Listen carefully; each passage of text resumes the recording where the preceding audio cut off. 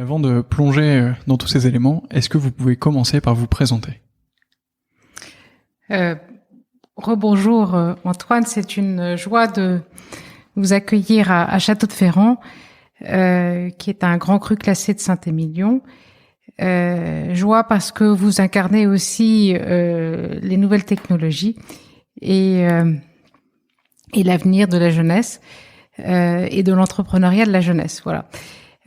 Donc je suis fille d'industriel, 10e de 11 enfants. Mon parcours professionnel m'a mené pendant de nombreuses années dans des fonctions opérationnelles au sein du groupe BIC, tant dans la logistique que dans l'immobilier.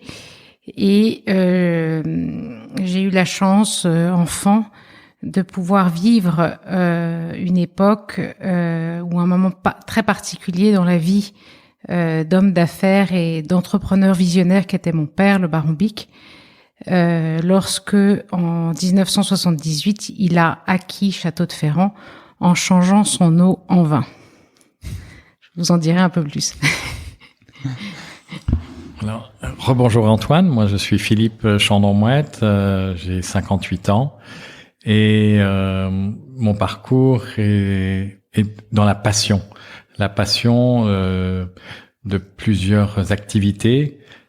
Le monde tout d'abord de la finance. J'ai commencé très tôt à apprendre tout ce qui était les règles, je dirais, de la bourse. J'ai créé des clubs d'investissement à l'âge de 18 ans et j'ai eu la chance de pouvoir gagner un prix en 1982 d'un hebdomadaire qui s'appelle La Vie française, qui n'existe plus aujourd'hui, ce qui m'a permis de pouvoir continuer mon expérience professionnelle à travers des stages et puis des jobs aux États-Unis, en Angleterre. Moi-même, donc, je suis issu d'une famille établie en Champagne, puisque Mouette Chandon est la maison de Champagne qui a été créée par mes aïeux en 1743. Mon père ne travaillait pas pour cette entreprise. Mon grand-père avait décidé que c'était une personne et une seule par génération. Donc c'était son frère aîné, Jean-Rémy Chandon-Mouette, qui était président directeur général de Mouette Chandon.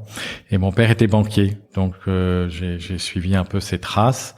Et puis après, la deuxième passion, c'est le monde du parfum, où je souhaitais rentrer dans ce monde, tout ce qui était olfactif, avec des essences.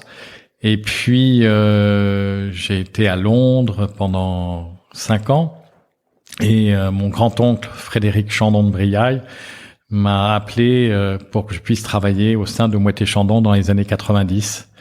À ce moment-là, Monsieur Arnaud avait déjà commencé à acheter des actions de Mouette Hennessy et puis de la fusion avec LV.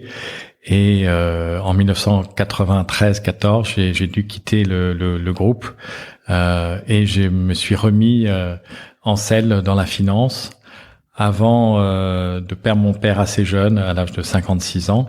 Et je me suis occupé après de la propriété familiale à Auvillers exactement, où j'ai pu avoir la chance d'hériter de mon père de quelques parcelles de vignes, ce qui m'a permis d'être vigneron. Et l'expérience de la vigne et de l'expérience de Mouette Chandon m'a conduit avec Pauline je dirais de rejoindre ce parcours de vie que nous menons ensemble depuis 2005. Alors, moi, j'aimerais en savoir un peu plus sur... d'abord, Pauline, donc, c'est votre père qui a acheté le château de Ferrand en 1978 de cet épisode. J'espère que cet extrait vous a plu. Pour retrouver l'intégralité de l'épisode du podcast, rendez-vous sur toutes les plateformes du podcast ou sur 20-sur20.fr. Tous les liens sont dans la description. En attendant, n'oubliez pas de vous abonner à cette chaîne, de la partager autour de vous, et je vous dis à très bientôt.